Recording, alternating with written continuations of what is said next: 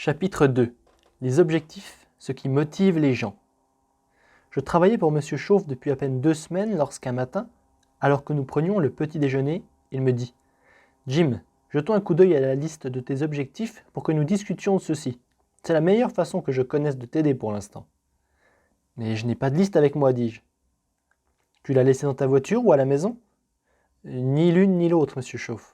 En fait, je n'ai pas de liste du tout. » Monsieur Chauve secoua la tête en soupirant et dit « Eh bien, jeune homme, je crois que c'est par là qu'il nous faut commencer. » Puis, en me regardant droit dans les yeux, il ajouta « Si tu n'as pas dressé de liste de tes objectifs, je te parie que je peux deviner, à quelques centaines de dollars près, la somme de tes économies en banque. » Et il devina effectivement sans difficulté.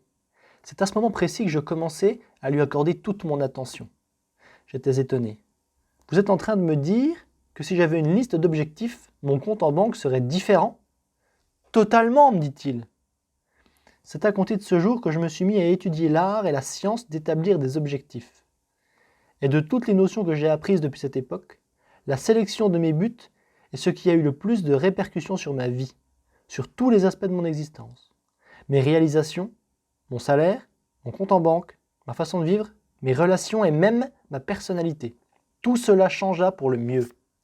Je suis convaincu que le fait d'apprendre à déterminer vos propres objectifs exercera une influence importante sur votre vie. C'est pourquoi je prendrai le temps de vous exposer dans les pages qui suivent ce procédé souvent mal compris. En fait, vous devez non seulement lire les chapitres suivants, mais aussi les étudier attentivement.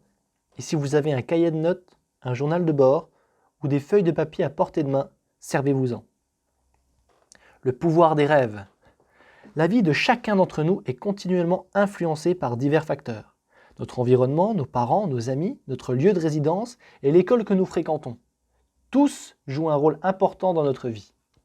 De même, sommes-nous aussi touchés par les situations auxquelles il nous faut faire face. Une guerre, par exemple, peut ébranler notre psyché. Nos connaissances ou l'ignorance influencent aussi nos vies. Il en va de même des résultats de nos efforts. Nous pouvons nous sentir exaltés ou dégonflés, selon notre habileté à atteindre les résultats souhaités. Mais de tous les facteurs qui influencent notre vie, le rêve est sans doute le plus bénéfique. Les rêves, ou l'imagerie mentale, constituent ni plus ni moins une projection du genre de vie que nous désirons mener. Par conséquent, si nous permettons à nos rêves de tracer notre voie à suivre, ils peuvent déclencher une force créatrice capable de nous faire franchir tous les obstacles qui nous empêchent d'atteindre nos objectifs. Toutefois, afin de libérer ce pouvoir créateur qui vous habite, vos rêves doivent être clairs et nets. Un avenir vaguement esquissé ne vous mènera nulle part. Or, pour réaliser vos rêves, pour que vos projets d'avenir exercent sur vous une véritable force d'attraction, vos rêves doivent comporter des images frappantes, claires et précises de ce que vous désirez. Il y a 2 façons de faire face à l'avenir, avec espoir ou avec appréhension. Et pouvez-vous deviner combien de gens font face à l'avenir avec appréhension ? Et oui, la plupart. Vous connaissez le genre « ils se font du souci, encore du souci, toujours du souci ». Et pourquoi ces personnes vivent-elles avec autant d'appréhension ? Parce qu'elles n'ont jamais pris le temps de tracer leur avenir. De fait, nombre d'entre elles vivent en essayant de gagner l'approbation d'autrui, avec pour résultat qu'elles finissent par accepter les idées des autres quant à la façon de mener leur propre vie. Il n'est pas étonnant que de telles personnes se fassent constamment du souci, en recherchant l'approbation de leur entourage dans tout ce qu'ils entreprennent. Inversement, ceux qui font face à l'avenir avec espoir ont planifié un avenir qu'il vaut la peine de concrétiser. Ils s'imaginent un futur qui leur paraît passionnant, captivant, et qui, par le fait même, exerce sur eux un énorme pouvoir d'attraction. Le pouvoir des buts clairement précisés. Cela dit, les rêves sont merveilleux, mais ils ne suffisent pas. Un bateau brillant de l'avenir ne permettra pas d'obtenir les résultats désirés. Ainsi, si l'on désire construire un magnifique édifice, il faut d'abord en tracer un plan minutieux et puis suivre, dans l'ordre, chacune des étapes de sa construction. Jeter les fondations, ériger les piliers, la structure et ainsi de suite. Il apparaît donc évident qu'il nous faille des buts. Or, à l'instar d'un rêve aux images nettes et précises, des buts clairement établis agiront tel un aimant et vous attireront dès lors dans la direction voulue. Mieux vous saurez les désigner et les décrire, plus vous vous acharnerez à les atteindre et plus ils exerceront leur force d'attraction sur vous. Et croyez-moi, lorsque le revers de la vie vient vous barrer la voie que vous avez tracée en vue de votre succès, un aimant d'une telle puissance se révèle indispensable pour que vous continuiez à aller de l'avant. Pour comprendre à quel point les objectifs sont cruciaux, regardez autour de vous la vaste majorité des gens dont la vie est dépourvue de but. N'ayant pas décidé de leur existence, ces personnes errent sans but, se contentant de suivre le cours des événements.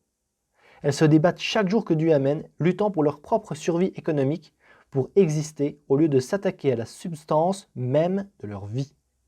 Il ne faut pas chercher longtemps pour comprendre ces paroles de Henri David Thoreau. La majorité des hommes mènent une vie de calme désespoir. Les motifs.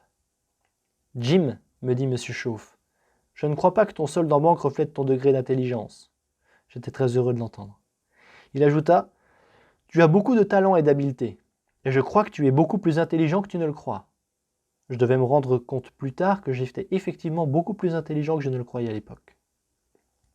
Alors pourquoi n'ai-je pas plus d'argent sur mon compte, rétorquai-je. Parce que tu n'as pas découvert assez de raisons qui te poussent à agir en conséquence. Or, si tu es assez motivé, tu pourras réaliser nombre de grandes choses. Tu es intelligent, mais tu n'as pas assez de raisons d'agir. Une autre pensée pour le moins électrisante, trouver des motifs qui nous poussent à agir. Je sais maintenant que les raisons viennent en premier et les réponses après.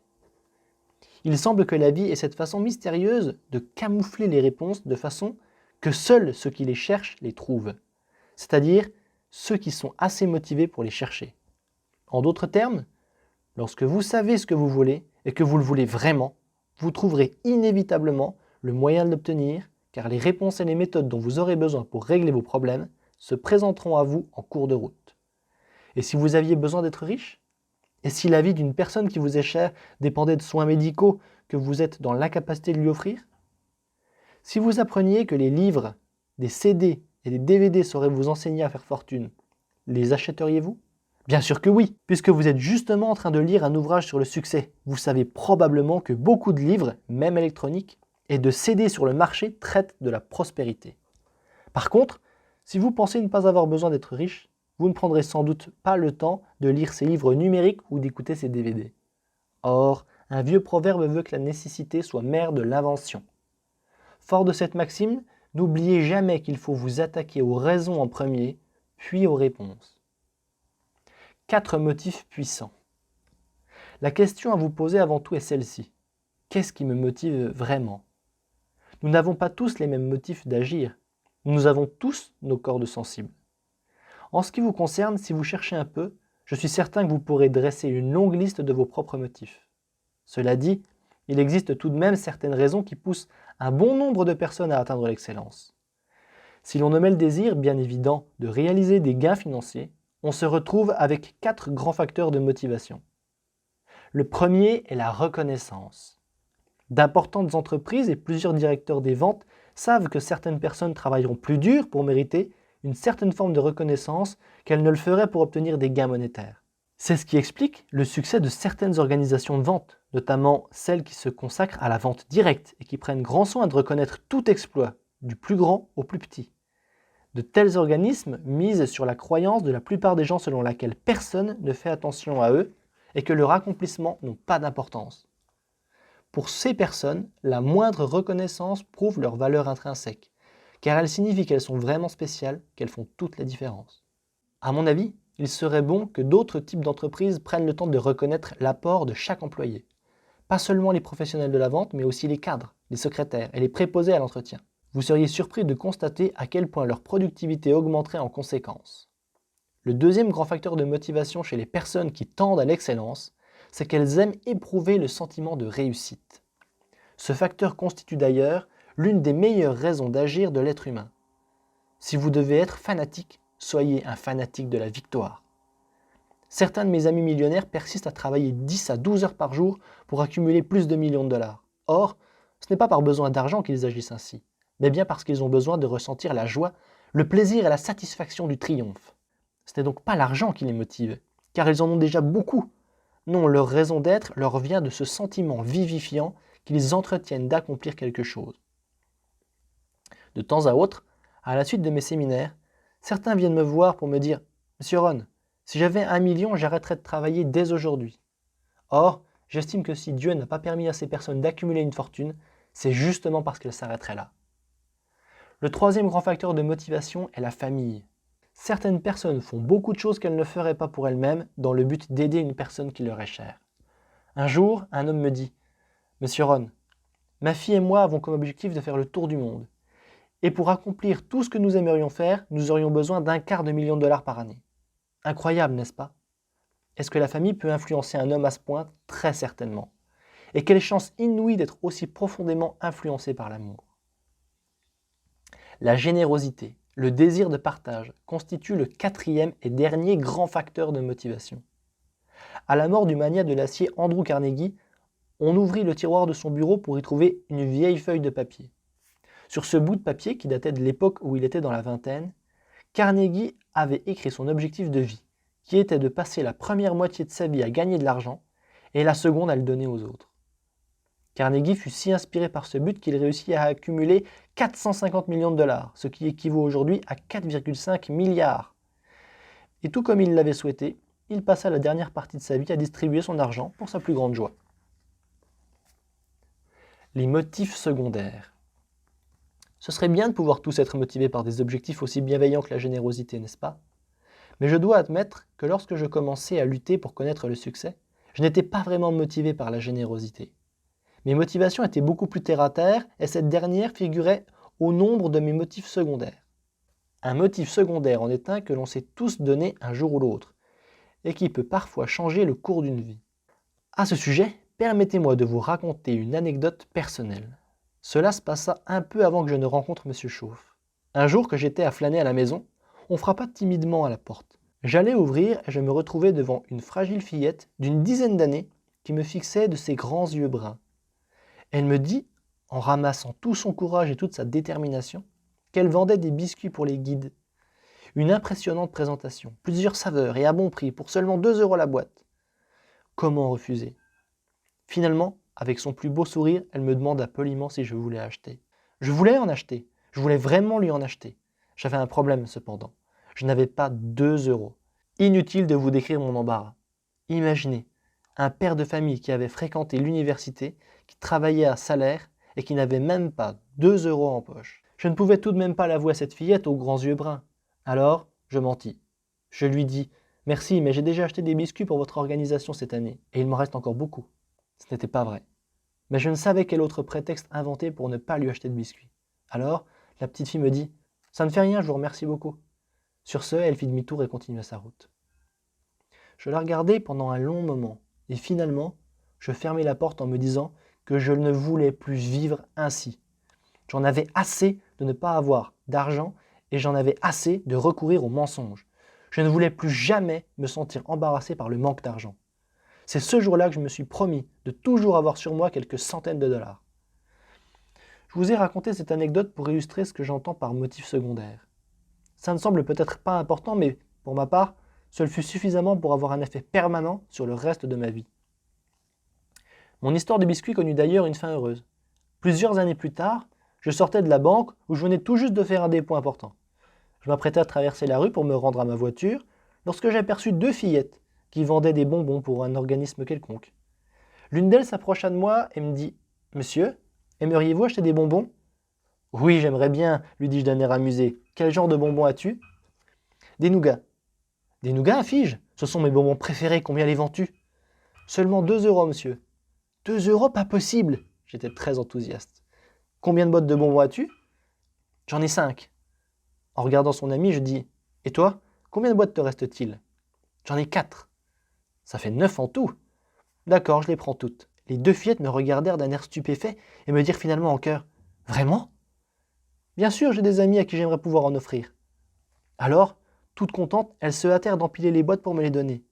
Je sortis 18 $ de mon portefeuille et comme j'allais partir, les boîtes sous le bras, l'une des fillettes se retourna et me dit « Monsieur, vous êtes vraiment bien. » Que dites-vous de cela? Vous rendez-vous compte? On m'avait dit que j'étais une personne vraiment spéciale pour n'avoir dépensé que 18 €. Maintenant, vous savez pourquoi je veux toujours avoir sur moi au moins une centaine de dollars. Je ne voudrais plus jamais rater une chance pareille. Mais laissez-moi vous donner un autre exemple de motif secondaire. J'ai un ami qui se nomme Robert DiPiu. Il était professeur à l'INSEE, en Californie, la capitale de l'olive. Après quelques années dans l'enseignement, Robert avait décidé de repartir à neuf et de tenter sa chance dans une nouvelle carrière. Un jour, sans en parler à personne, il quitta donc l'enseignement pour se lancer dans la vente. Quand sa famille l'apprit, il fut la cible de nombreuses critiques. La réaction de son frère en particulier fut la plus difficile à accepter, car celui-ci éprouvait un malin plaisir à blesser Robert. « Tu vas tout perdre », ne cessait de lui répéter son frère. « Il faut vraiment être fou pour avoir laissé tomber un si bon emploi. Tu vas vraiment perdre tout ce que tu possèdes. » Or, ces propos pour le moins négatifs n'eurent pour effet que de rendre Robert à ce point furieux qu'il décida de devenir riche. Aujourd'hui, Robert DiPiu fait partie de mes amis millionnaires. Cette histoire et celle de mes biscuits pour les guides visent à prouver que la colère et l'embarras, canalisés de façon positive, constituent souvent d'excellents motifs secondaires pour nous pousser à l'action. Et vous, avez-vous quelque chose à prouver? Y a-t-il un pan de votre passé que vous aimeriez effacer? On dit souvent que le succès est une douce revanche. Je suis tout à fait de cet avis. Comme vous le voyez, chacun a ses raisons bien personnelles d'agir. L'important est d'avoir assez de raisons pour passer à l'action. Comment trouver la corde sensible qui transformera une vie modeste en une vie prospère et heureuse? C'est ce que nous verrons dans le chapitre qui suit.